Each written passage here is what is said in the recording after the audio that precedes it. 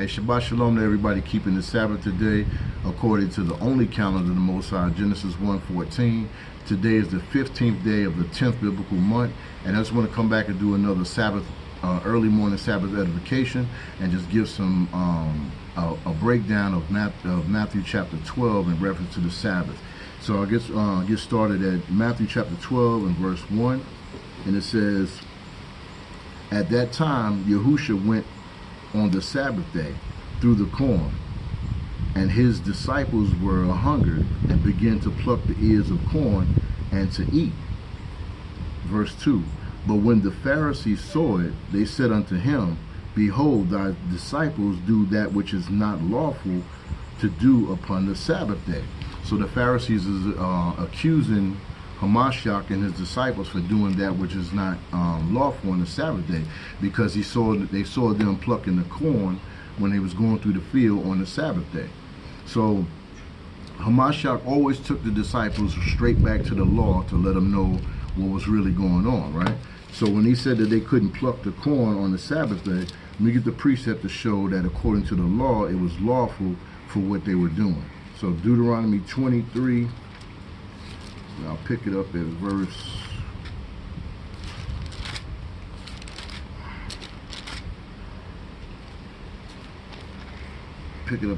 25, and it says, when thou comest into the standing corn of thy neighbor, then thou mayest pluck the ears with thine hand, but thou shalt not move a sickle unto thy neighbor's standing corn. So right here, when the Pharisees accused them of breaking the Sabbath, they weren't breaking the Sabbath because they were plucking the ears of corn with their hand. Now, had they used the sickle, then they would have violated the Sabbath. So right here, this is just showing that the Pharisees are putting burdens on the Sabbath day, and there's a lot of people that also put certain burdens on the Sabbath day, and we know that the scripture says his commandments is not grievous. So I just want to go in the scripture and show some things that people try to put on the Sabbath day, and they try to put unnecessary burdens on people that are keeping the Sabbath day. So like I said, I just want to give some edification in reference to this.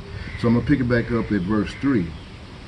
It says, and again, this is Hamashiach speaking. It says, "But he said to them, have you not read what David did when he was hungered, and they that were with him?" Right? So this verse here is used to try to discredit the lunar Sabbath as well, because the account of this is in 1 Samuel 21, when David went to the temple and he asked to eat the showbread. And so they say, because 1 Samuel 20 says of David and Jonathan, they say tomorrow is the new moon. They say that the next day when David asked to eat the showbread was the Sabbath.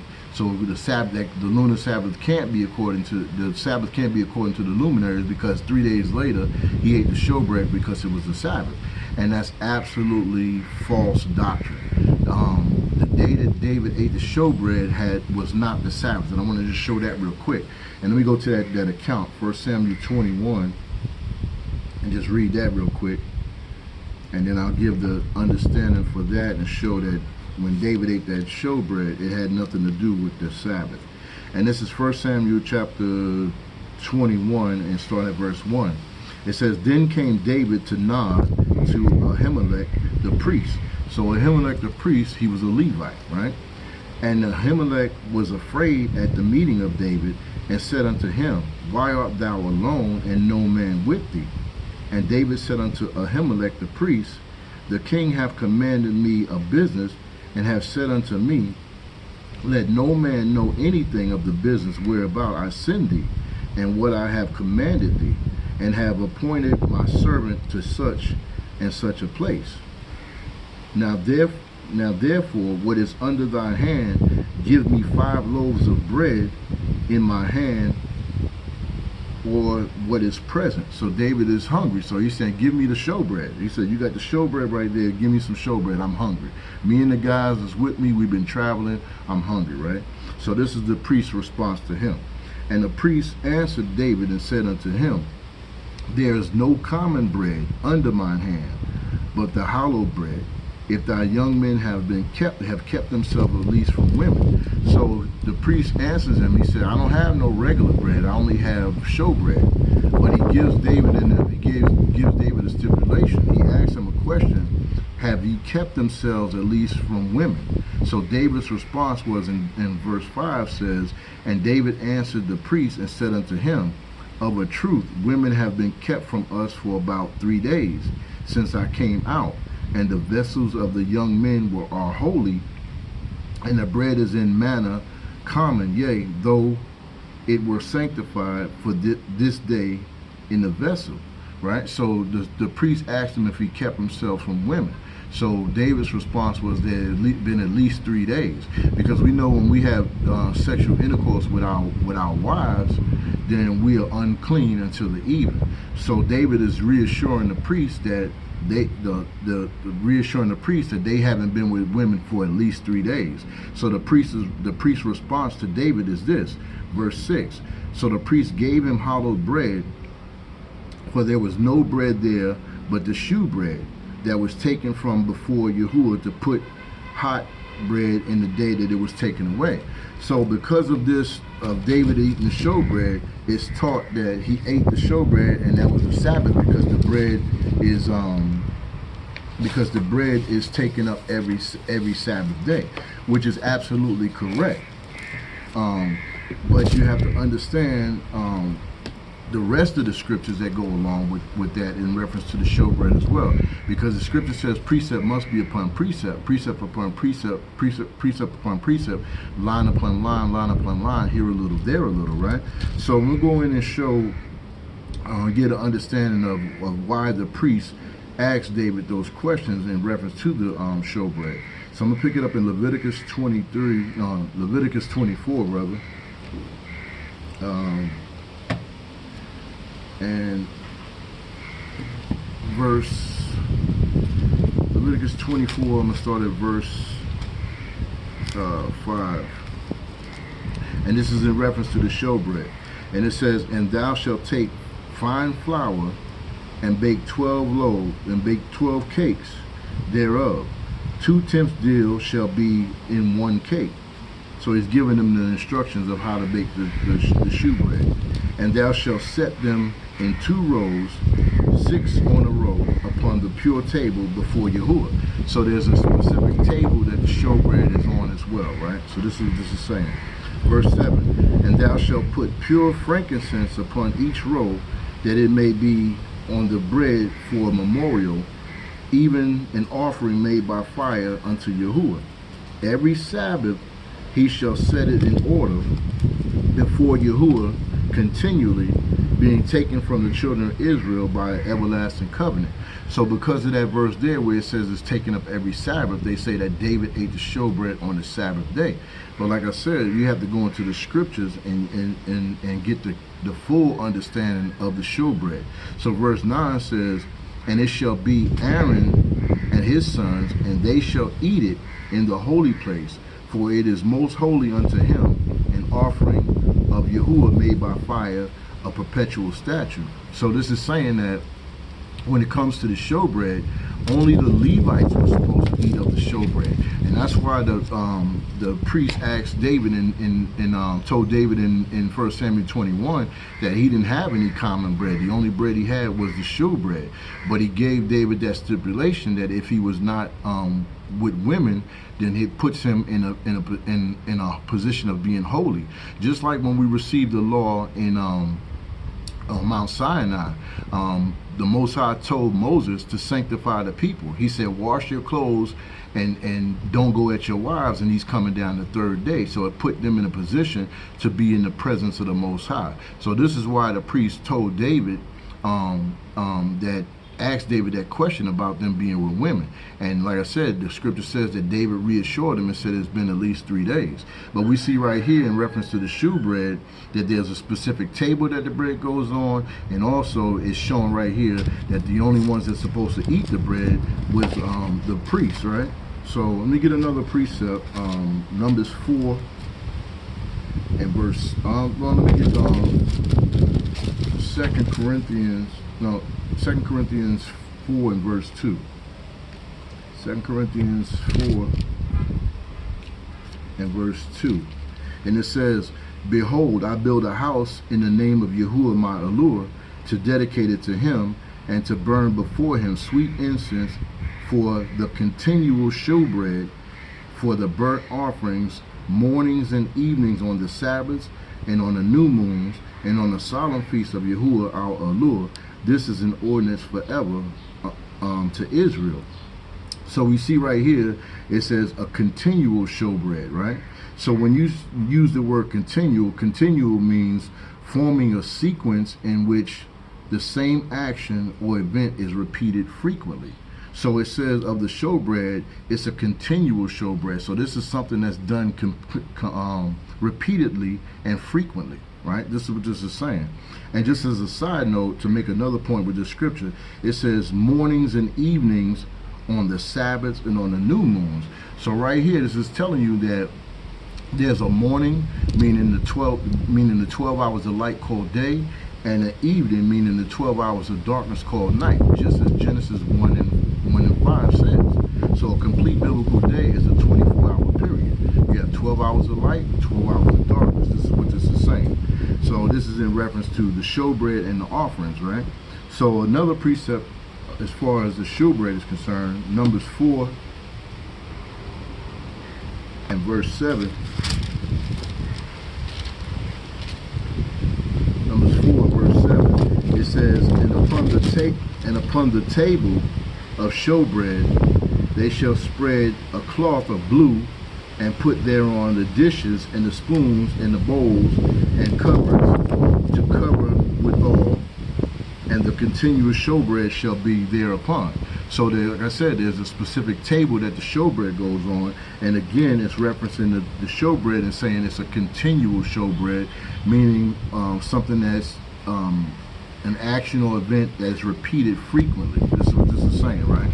So let me get this precept that's going to show without a doubt that the day that David and them ate the showbread, it was not the Sabbath. Exodus 25 and verse 30, and it says, and thou shalt set upon the table shewbread before me always, A-L-W-A-Y,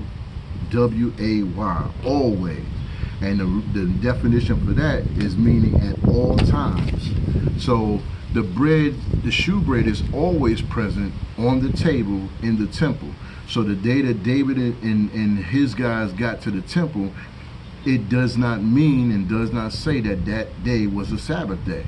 The bread is always there. So when they got there, the bread was there. The only stipulation is that the bread was only to be eaten by the Levites. And clearly David is from the tribe of Judah. So this is why he said that, right? So clear that up, and so that you can't use that to try to discredit the calendar of the Most High. The calendar of the Most High cannot be disputed. It just cannot be. Every argument that people come against the calendar can be explained precept upon precept, so it can't be discredited. So I'm gonna pick it back up in Matthew chapter 12. So it says again, have you not read what David did when he hungered, and they that were with him, how he entered into the house of Yahuwah and did eat the shewbread, which was not lawful for him to eat, neither for them that were with him, but only for the priests. So it tells you the reason right here why that was said, because it was only lawful for the priests to eat the shewbread. It wasn't lawful for David and them to eat the shewbread, but they gave it to them because man, how much more is it important for man? Just like it says in James, how do you tell your brother be filled and be warmed and not meet their need?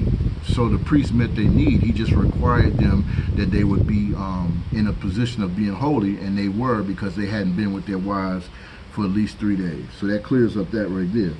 So I'm going to come back to this chapter, but I want to make another point of something else, because both the new moon and the Sabbath are two completely different days.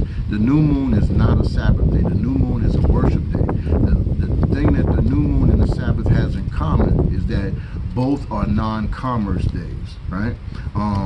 So I just want to show that real quick. Nehemiah 10 Nehemiah 10 and verse 31.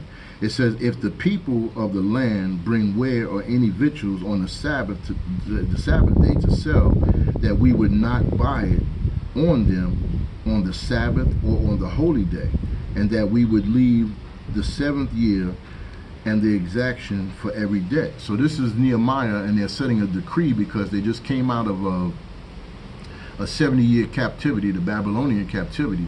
So they're setting a decree saying that they know that they're not supposed to buy and sell on the new moon day or on the Sabbath day, right? So I'm going to get another precept to just reinforce that right there. Amos 8.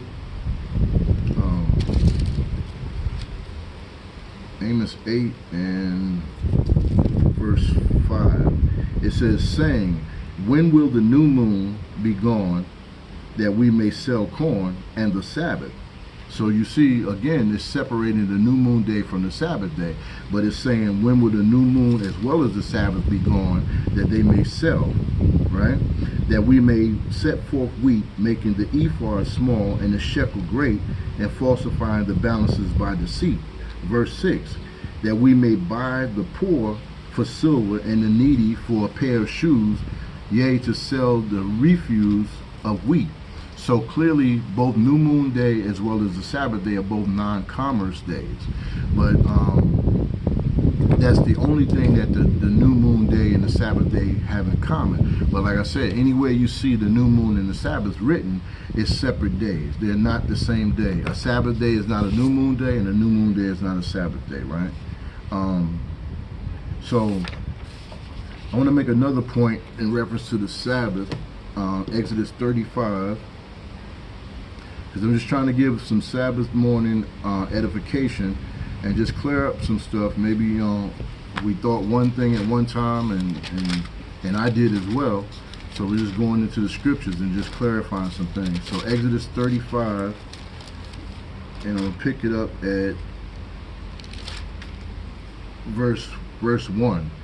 And Moses gathered all the congregation of the children of Israel together, and said unto them, these are the words which Yahuwah have commanded, that ye should do them.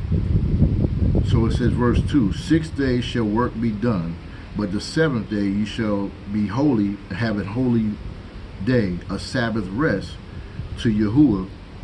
Whosoever doeth any work thereon shall be put to death.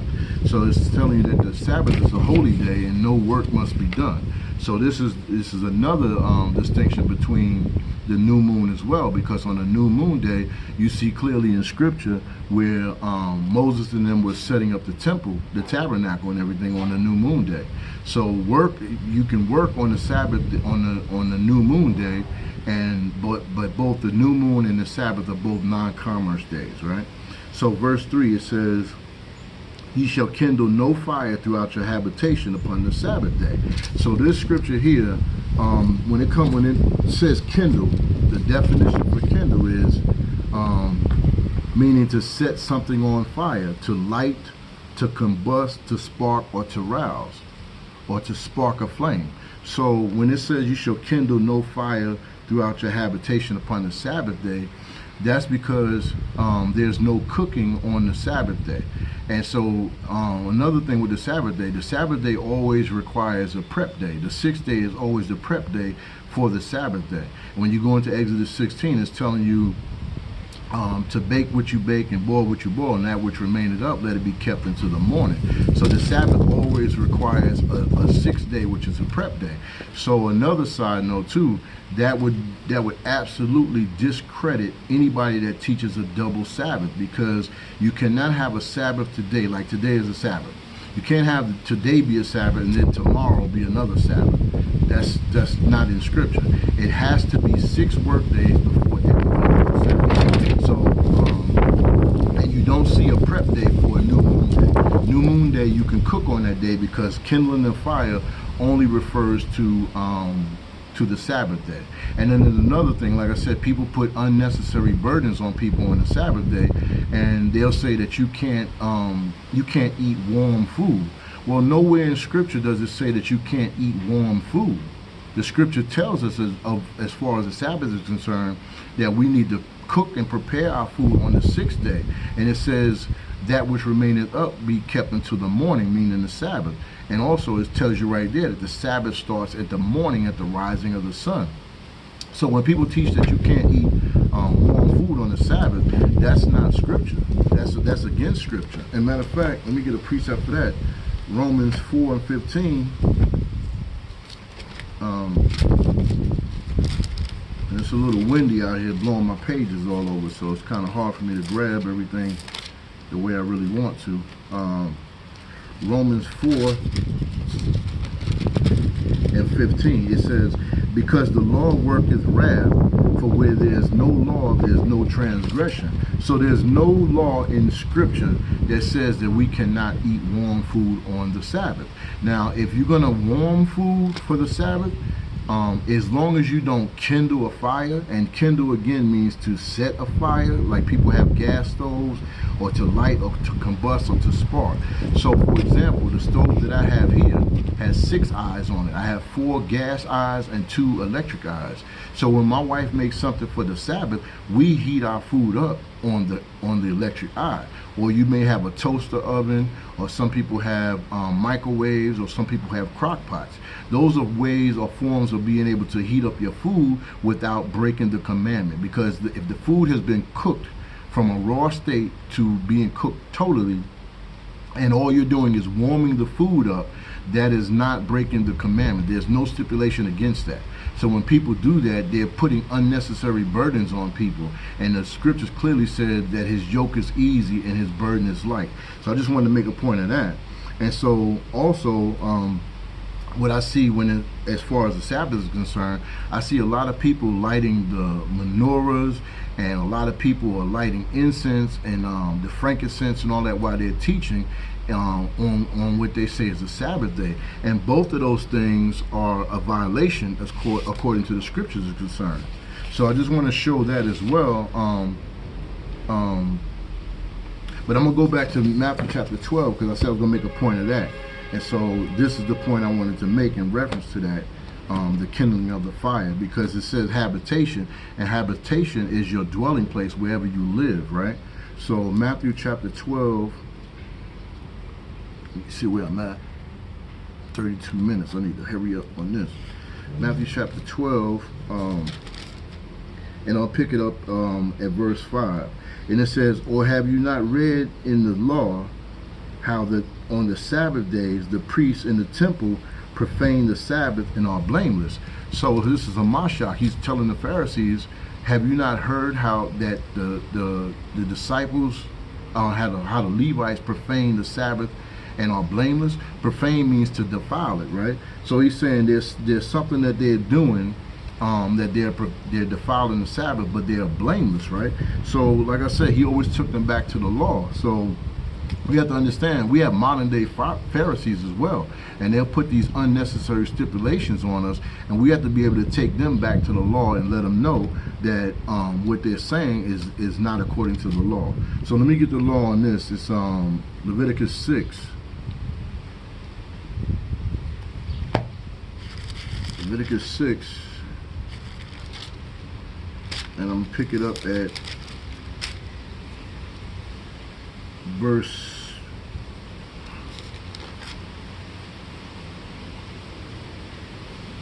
12.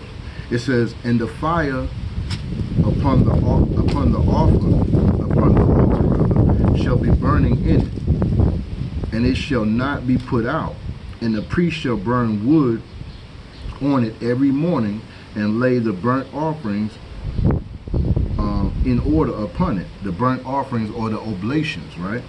It says they shall lay them upon the altar, and he shall burn thereon the fat and the peace offerings, right?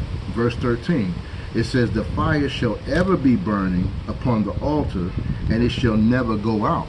So this is how the priests are defiling or profaning the Sabbath and are blameless, because the oblations, the sacrifices, and the offerings take place every day of the week. It takes place during the work days, it takes place during the new moons, and also for the Sabbath. So this is how they're blameless. And so like I said, it says of us, you shall kindle no fire throughout your habitation on the Sabbath day. So habitation means our house, right? So as far as the temple, that is the house of the Most High, right? So let me get a precept on that too, and make and further the point about burning frankincense and all of that they're doing, and they're saying they're doing it on the Sabbath. Ephesians chapter 2, and I'll pick it up at verse 21. And it says, that's what I want, Ephesians 2, verse 21. Oh, that's Galatians. Ephesians 2, verse 21. And it says, in whom all the building fitly framed together grow unto a holy temple in Yahuwah. This is talking about Hamashiach being the cornerstone. So it says, verse 22, in whom ye also are builded together for a habitation of Yahuwah through the Spirit. Excuse me. So the temple is the habitation of the Most High. It's his house. So it says, that's why Hamashiach says how they're blameless on the Sabbath, because it's written in the law that they can kindle the fire. The fire must be kindled. It said it shall never go out. It shall always be burning, right? So like I said, people, I see people on the Sabbath day, they're lighting menorahs on the Sabbath, and they're lighting incense. So I just want to go in the scripture. I want to show something real quick, and I'm trying to finish this because I'm already at, where am I at on this? Oh, 26 minutes. I thought I was at 30 something. 26 minutes. So for those that go into the book of Jubilees, I just want to make a point over here. Jubilees 50, in reference to the Sabbath, and I'm gonna pick it up at verse. I'll start at verse 6. It says, and behold, the commandment regarding the Sabbath, I have written them down for thee, and all the judgments of its laws. 6 days without labor, but on the 7th day is the Sabbath of Yahuwah thy Elul. In it ye shall do no manner of work, ye and your sons, and your men servants, and your maid servants, and your cattle, and the sojourner also that is with you. So that just reinforces Exodus 20, verse 9 and 10 as far as the Sabbath is concerned, right? Verse 8 says, and the man that doeth any work on it shall die. Whosoever desecrateth the law that day, whosoever lie with his wife.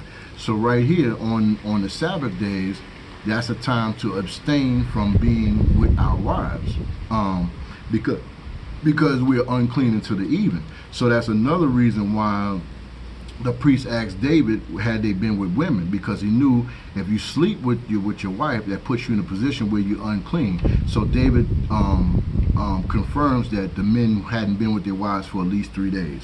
So right here is telling us that we got to abstain from your wives. So brothers, you got to stop reaching for your wives on the Sabbath. The Sabbath is, and the new moon is only celebrated during the 12 hours of light cold day.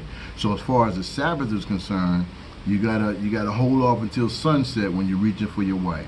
And if somebody say they don't go with Jubilees, it also picks this up in Isaiah 58, and it says, if you call the Sabbath of delight, not doing your own thing in your own pleasure.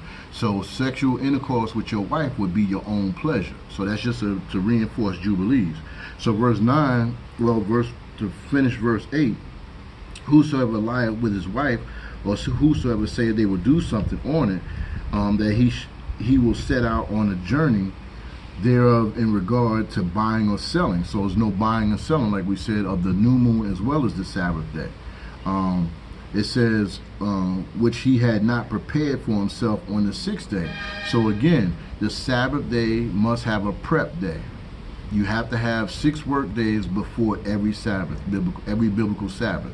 So that again, there's no such thing as a double Sabbath. This is just reinforcing that as well. Like I said, there's no contradiction of Scripture. So we're reinforcing several things that I've already made a point of right there.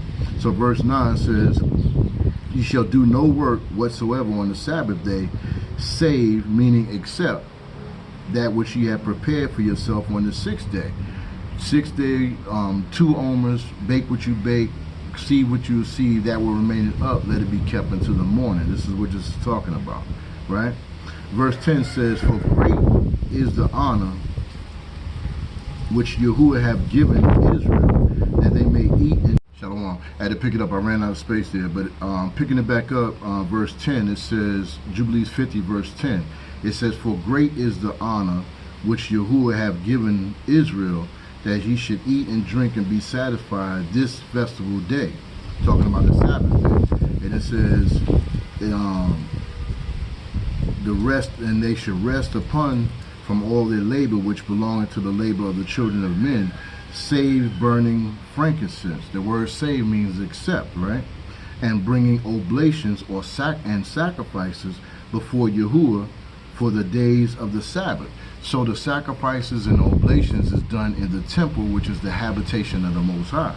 So like I said, when you see brothers burning the menorahs and lighting the frankincense, that's a violation of Scripture, because Scripture clearly tells us in Exodus 35 and 3, you should kindle no fire throughout your habitation on the Sabbath day.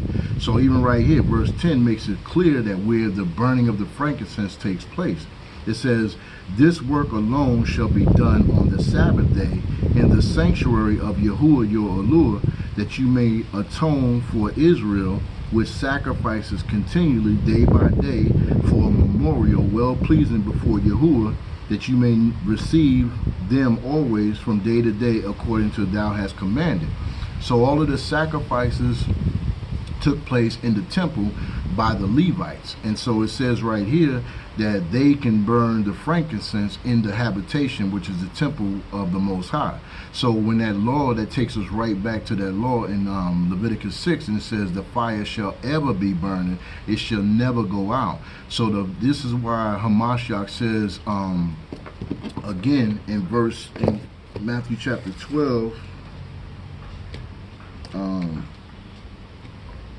Matthew chapter 12 and verse 5, or have you not read in the law how that on the Sabbath days the priests in the temple, which is the habitation of the Most High, profane the Sabbath and are blameless? Because according to the law, the fire shall ever be burning, it shall never go out. So when brothers be burning those frankincense on the Sabbath day when they teaching, that's a violation of Scripture.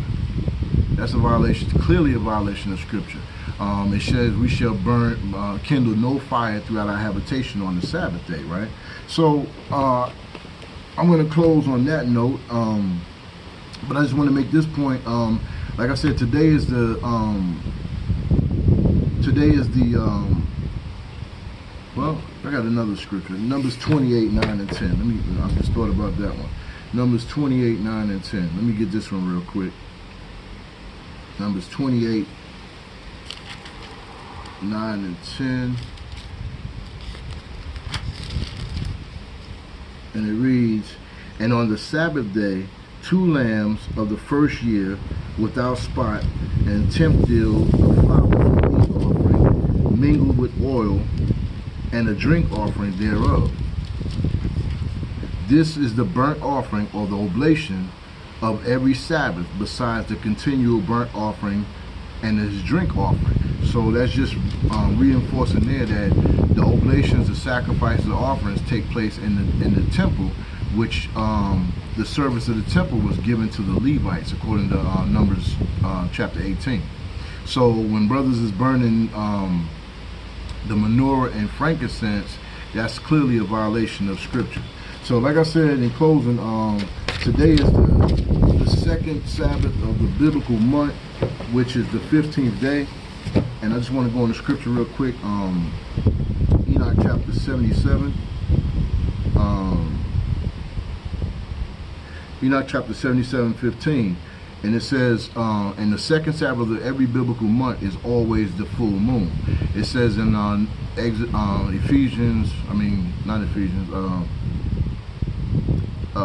Sirach 43 and verse 7, it says, from the moon is a sign of feast, a light that decreases in its perfection.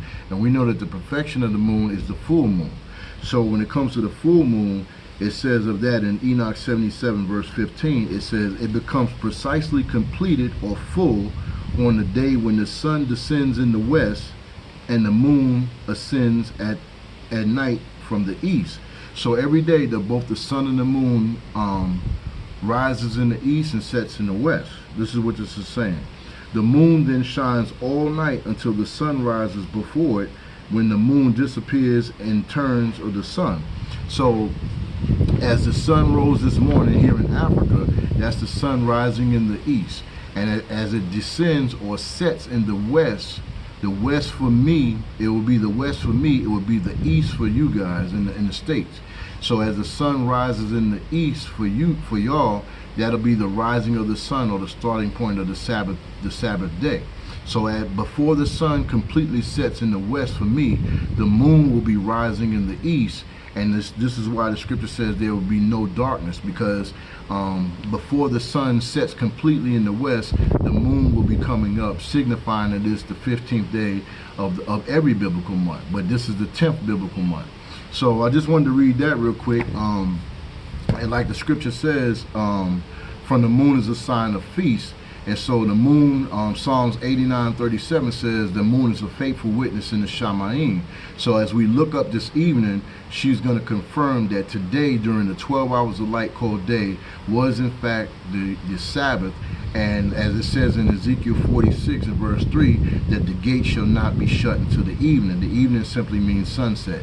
So this evening, when the sun sets, she will confirm that today was actually the Sabbath.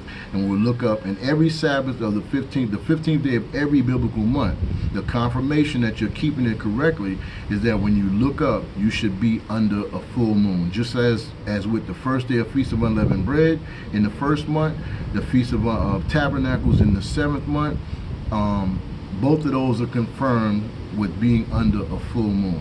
So I just wanted to give a little Sabbath edification, and with that I say Shalom and happy Sabbath to the 12 tribes, as well as the Gentiles that are called by his name. We're all commanded to keep the Sabbath and to keep it holy, meaning to keep it set apart. And as we keep it according to Genesis 1:14, this in fact truly sets us apart even from those that are in the truth as well, because the Sabbath and all of the feast days listed in Leviticus 23 can only be kept according to the calendar of the Most High, which is Genesis 1:14. So with that, I say Shalom.